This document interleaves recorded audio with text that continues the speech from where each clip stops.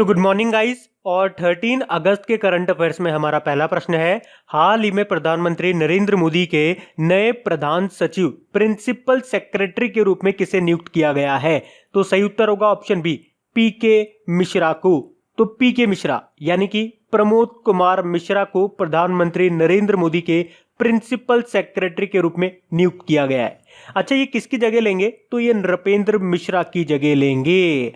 अच्छा, अगर आप डेली हमारा करंट अफेयर्स का लेक्चर देखते होंगे ना, तो आपको याद आया होगा अभी एक आध महीने पहले ही पीके मिश्रा को नृपेंद्र मिश्रा के साथ प्रधानमंत्री नरेंद्र मोदी का एडिशनल सेक्रेटरी बनाया था।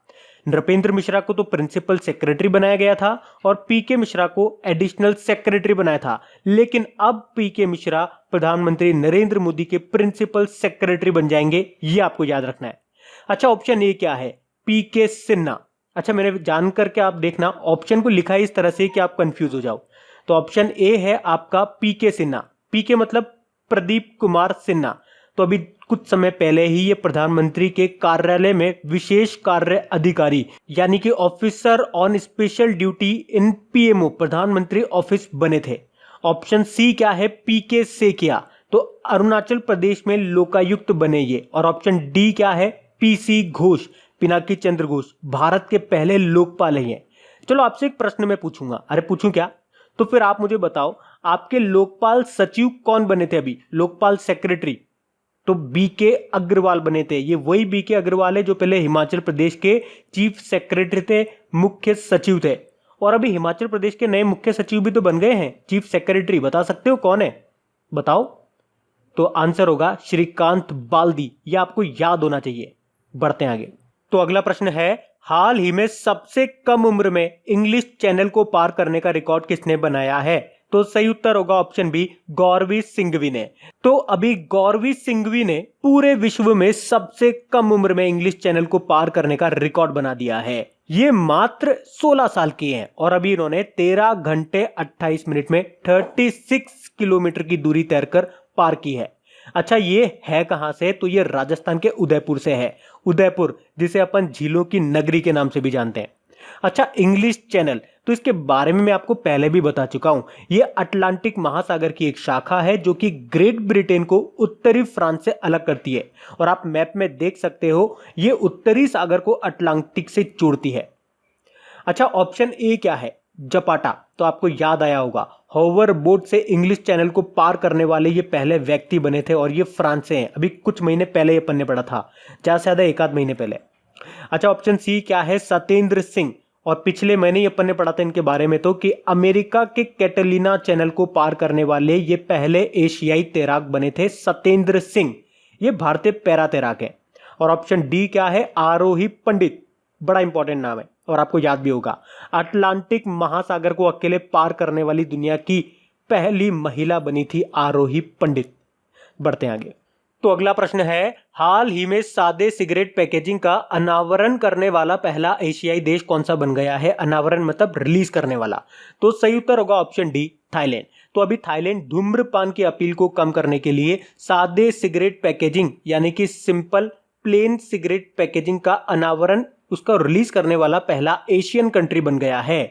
अच्छा, मैंने बोला सादा cigarette packaging, plain cigarette packaging, तो इसका क्या मतलब हो गया? तो देखो, जो भी तंबाकू से बने प्रोडक्ट्स होते हैं ना, उन सबकी पैकेजिंग एक जैसी होनी चाहिए, चाहे फिर वो सिगरेट हो या सिगार हो या फिर कुछ भी हो। मतलब उनका जो डिब्बा है ना, उस पर केवल प्रोडक्ट का नाम होना चाहिए, कंपनी का नाम होना चाहिए, और वो भी नॉर्मल कलर में, नॉर्मल अक्षरों से वो लिखे होने चाहिए, प्रिंटेड होने चाहिए। मतलब ज्यादा चमकीले कलर का उसमें इस्तेमाल ना हो, और जो भी ब्रांड है उसका लोगो वगैरह भी डब्बे पे नहीं होना चाहिए। कहने का मतलब यह है कि जो वो डब्बा होगा ना सिगरेट का या जिस भी प्रोडक्ट का वो डब्बा है, वो साधारण सा दिखना चाहिए, अट्रैक्टिव नहीं लगना चाहिए। तो यही है प्लेन पैकेजिंग। अच्छा, मैंने कहा थाईलैंड तो एशिया का पहला देश बन गया है, पर क्या आप जानते हो दुनिया का पहला देश कौन सा बना था? तो आंसर होगा ऑस्ट्रेलिया। 2012 में ही बन चुका है ये प्लेन सिगरेट पैकेजिंग को लागू करने वाला। अब बात थाईलैंड की है, तो ये रहा मैप में थाईलैंड। कैपिटल क्या है? बैंकॉक है। करेंसी है थाई बहत। अच्छा, थाईलैंड के अभी नए प्रधानमंत्री बने थे, जानते हो कौन? Prayut Chan Ocha. याद रखना, नमस्ते थाईलैंड फेस्टिवल जो हुआ था ना, अगर आपसे पूछा जाए कहां पे हुआ था, तो नाम से तो लग रहा है थाईलैंड में ही हुआ होगा, लेकिन ये नई दिल्ली में हुआ था। और अभी कुछ समय पहले ही नमस्ते पैसिफिक सांस्कृतिक कार्यक्रम ये भी नई दिल्ली में ही हुआ था। बढ़ते हैं आगे। तो अगला प्रश्न है, भारत की दूसरी स्कॉर्पियन श्रेणी की पनडुब्बी को नौसेना में शामिल किया जाएगा, आपको उसका नाम बताना है। तो सही उत्तर होगा ऑप्शन बी, INS खंडेरी। तो इस महीने के एंड में ही भारत की दूसरी स्कॉर्पियन क्लास सबमरीन को नौसेना में शामिल किया जाएगा और नाम क्या है इसका, INS खंडेरी है।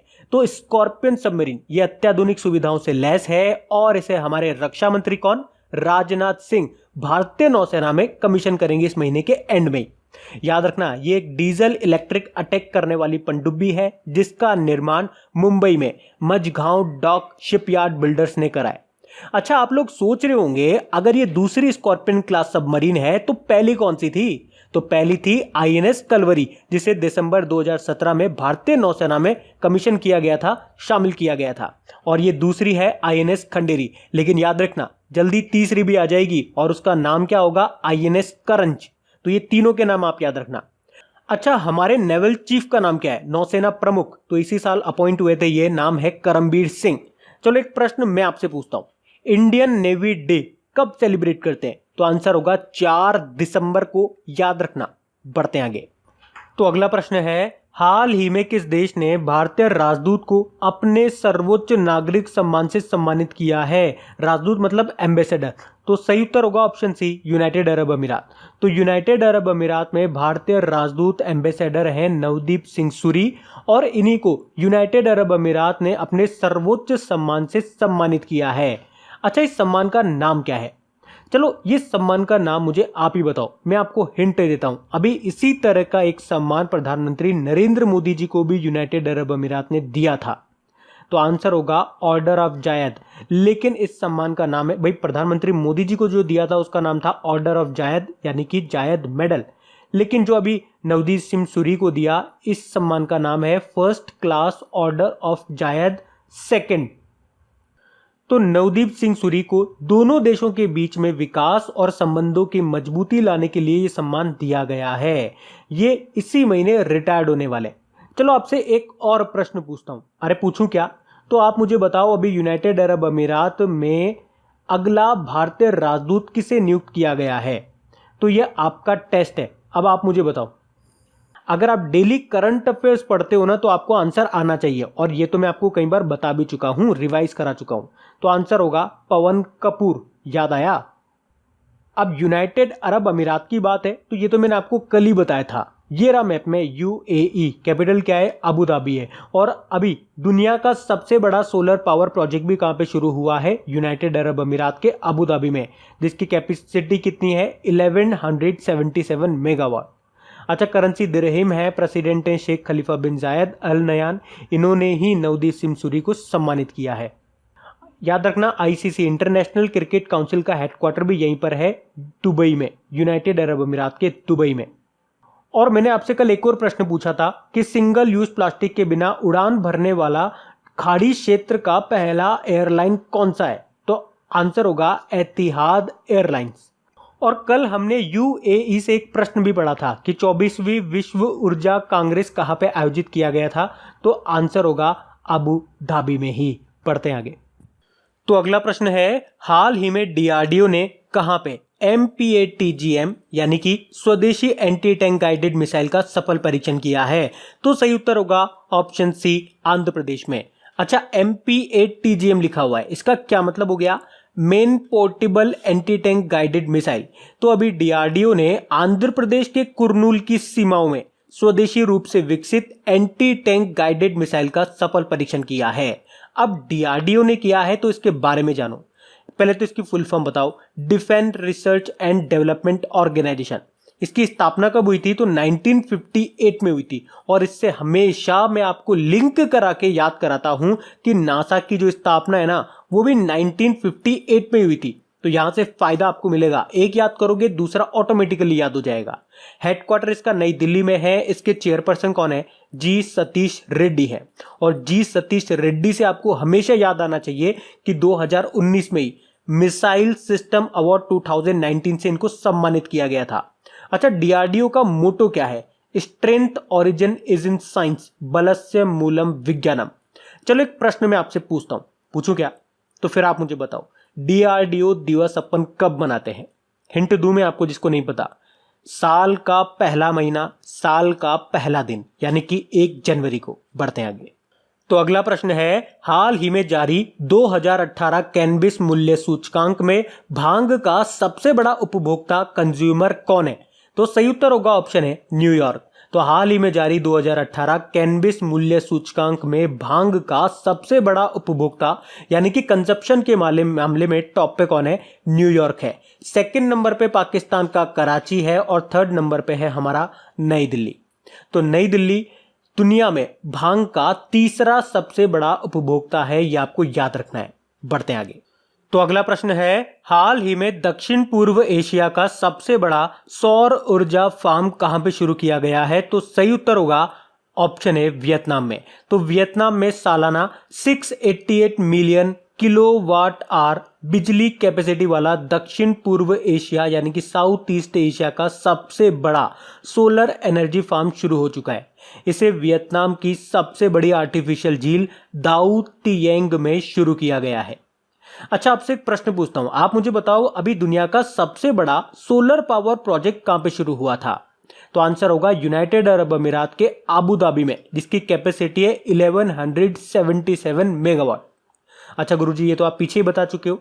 चलो ये तो मैं आपको बता चुका हूं, तो आपसे दूसरा प्रश्न पूछता हूं। आप मुझे बताओ भारत का सबसे बड़ा सोलर एनर्जी फार्म कहां पर है? तो तमिलनाडु में है, तमिलनाडु के कामुर्थी में है, जिसकी कैपेसिटी कितनी है? 648 मेगावाट। बात वियतनाम की हुई है तो ये रहा मैप में वियतनाम। ये साउथ ईस्ट एशियन कंट्री है। कैपिटल क्या है? हनोई। करेंसी है वियतनामीज डोंग। अच्छा, आपको पता होगा अभी कुछ समय पहले यानी कि 2019 में ही प्रणय कुमार वर्मा वियतनाम में भारतीय राजदूत बने थे, इंडियन एम्बेसडर बने थे। बढ़ते हैं आगे।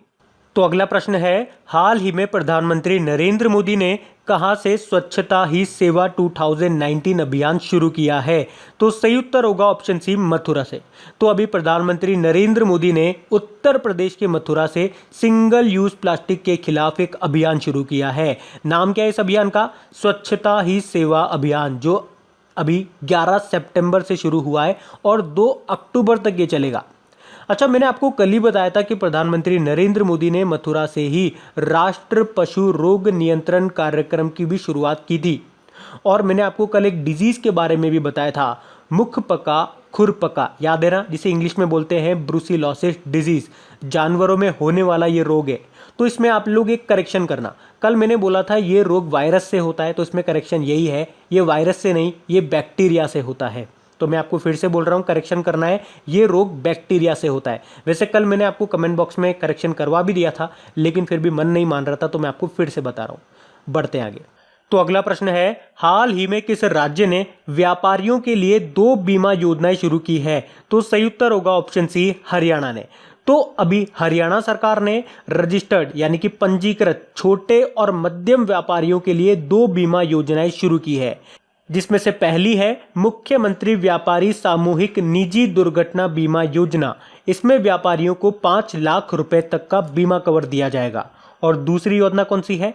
मुख्यमंत्री व्यापारी बीमा योजना। इसमें व्यापारियों को 5 लाख रुपए से 25 लाख रुपए तक का बीमा कवर दिया जाएगा। अब हरियाणा सरकार ने शुरू की है, तो ये रहा मैप में हरियाणा। कैपिटल क्या है? चंडीगढ़ है, याद रखना, पंजाब की भी कैपिटल चंडीगढ़ ही है। गवर्नर सत्यदेव नारायण आर्य हैं। मुख्यमंत्री कौन है? मनोहर लाल खट्टर है। अच्छा, भारत का सबसे बड़ा कैंसर इंस्टीट्यूट ये कहाँ पे खुला? तो हरियाणा में खुला, हरियाणा के झज्जर जिले में।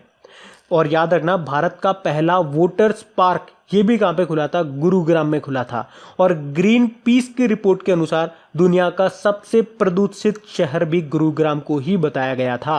और गुरुग्राम से आपको कुछ याद आया होगा, कल ही अपन ने पढ़ा था, गुरुग्राम की ट्रैफिक पुलिस ने अभी गूगल के साथ समझौता भी किया है। अगर हम बात करेंगे हरियाणा के राजकीय पशु स्टेट एनिमल की, तो चिंकारा है।